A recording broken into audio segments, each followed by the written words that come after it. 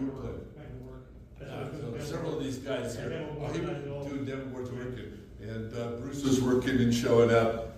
So some of the guys here obviously were playing. A lot of the people in the tournament were playing. I actually saw the tail end of this game when you shook hands with him. I did too. So Brad calls me up. I'm at home. I'm living in Lincoln, so this is a lot better than the year before for my transit purposes. And he calls me up and says, "You're playing bingo." On board 2 with black. With black. Thank you. If he plays D4, I'm playing the bingo gambit. Yeah, I remember that too. So he didn't play D4. He played Knight F3. Now, the thing is, because I had advance notice of all this, this is the only game that my parents ever watched me play. I was going to say, my entire life. They came with you, or brought you that evening. Yeah, they brought me down, and Sue was down there.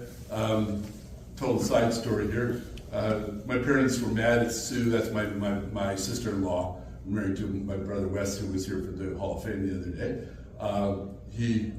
I had asked her to bring T-Bear.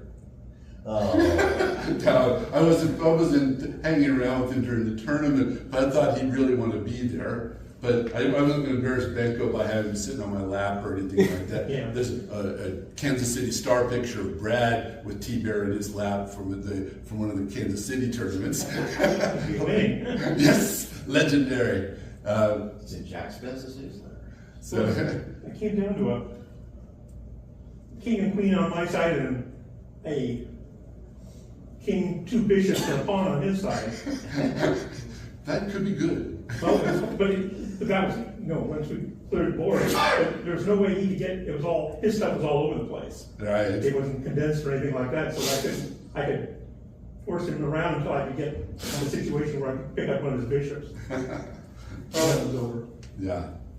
So, but T-Bear was sitting on a chair in the audience. Yep. So my parents were irritated with Sue for doing that, but it's my fault. I asked her to bring him. Yep. People were talking the other day, like Rich Perry at the thing, about whether your parents were supportive of chess.